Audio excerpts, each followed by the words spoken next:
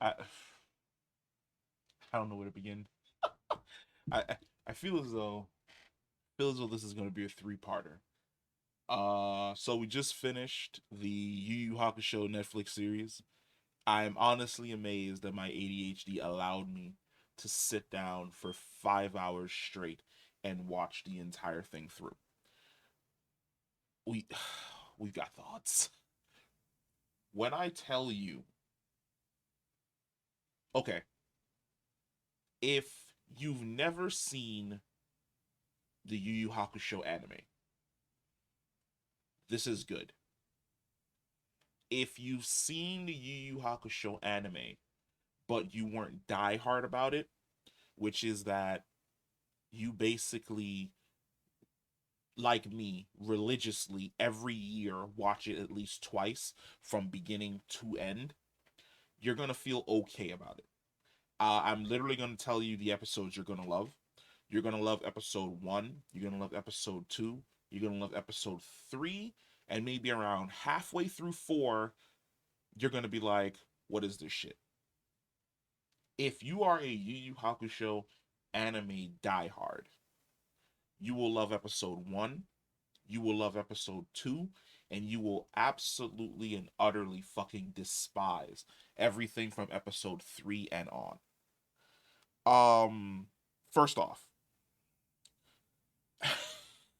well, praises. Let's do praises first. Some of the things that this show gets right. The cast. The cast is absolutely fantastic. And let's go ahead and pull up the names of everyone. So you've got Takumi Kitamura as Yusuke Urameshi, fantastic. Shuhei Yosugi as Kazuma Kuwabara, fantastic. Jun Shisun as Kurama, fantastic. Kanata Hongo as Hiei, I think he's the weakest link, but I think it's because they went more for Hiei's stoicism and the fact that he's kind of an introvert who doesn't like dealing with people. They focused too much on that when they really should have focused on just how deep of a character he actually is, and what his act and the reasons for not only the way in which his personality is structured, but the reasons for his motivations for who essentially he is. I think that would gave Kanata a lot more to work with as Hiei, but as it stands, he's a workable Hiei. You've got Katone Furukawa as Botan, great. You've got I Mikami as Yukina.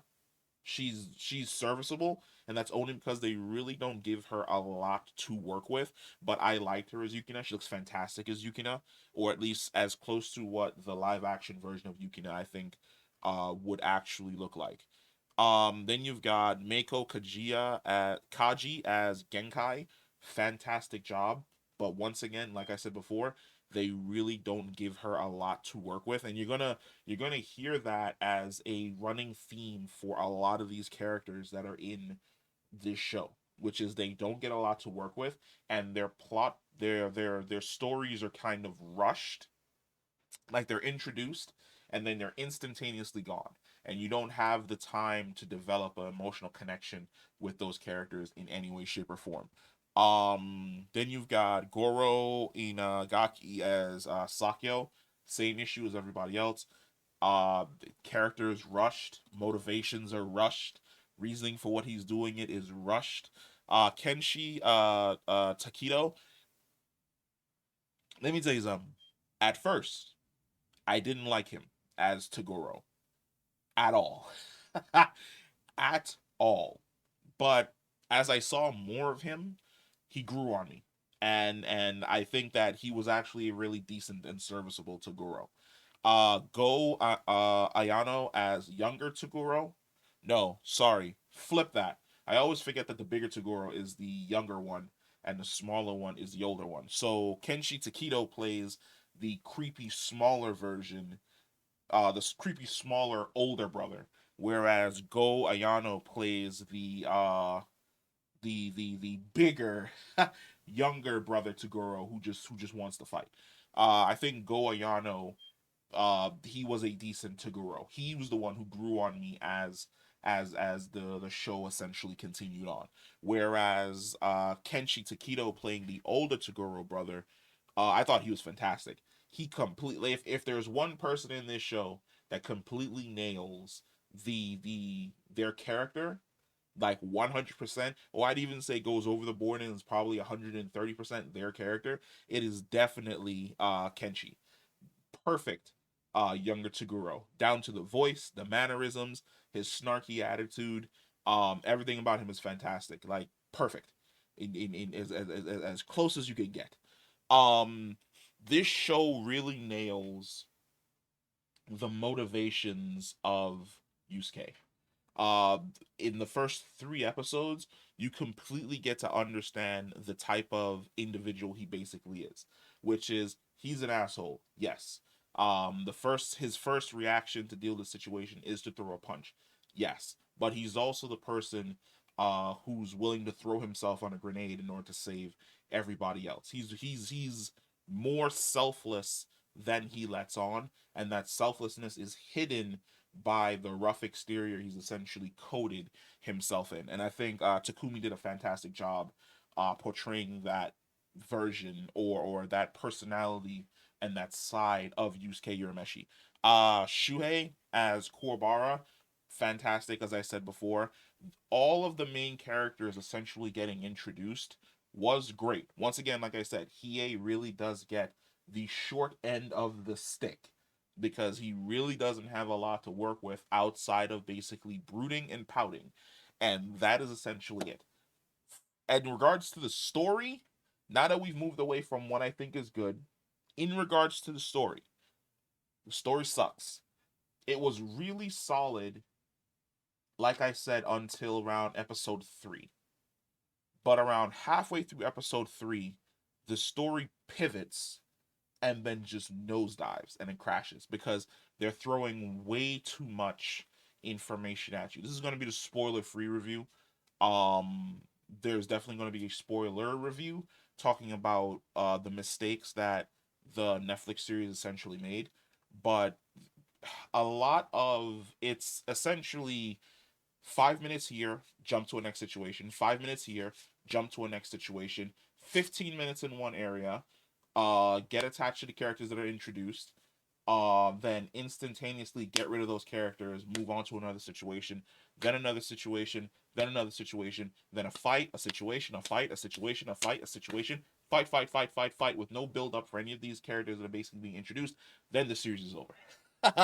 Like, if I don't know if this is going to be a standalone series, they I feel as though they really shot this as a standalone series without the intention of ever really coming back to build up the world around these characters in any way, shape, or form.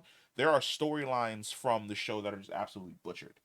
Across the board, 100%. They are butchered, and there really isn't, in my opinion, any way to salvage any of those storylines in a future season. That's just that's that's just not gonna happen. Like I said, I'm trying to keep this as spoiler free as possible for people who probably want to go out um and watch the show, but I didn't enjoy it. Like I said, I enjoyed the first 2 episodes. I thought they were stellar and they were fantastic, but this actually has the exact same issue that Cowboy Bebop did.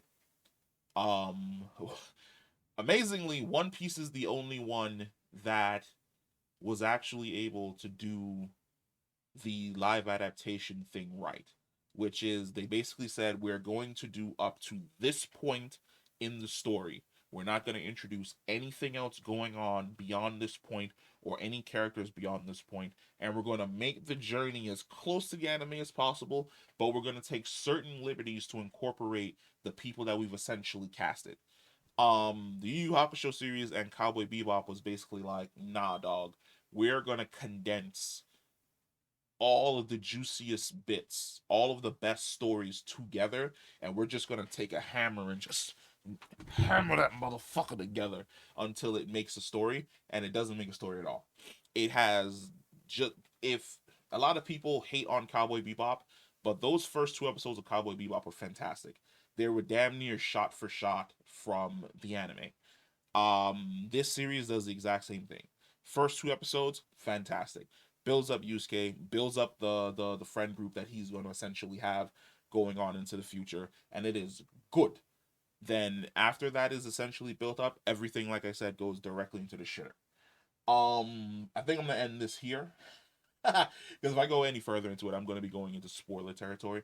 But like I said, there's definitely going to be a spoiler review talking about the mistakes that this series essentially made, and how they could have actually made a really really great season one with a possibility of a season two. But let me know what you think. Did you watch Yu Yu Hakusho?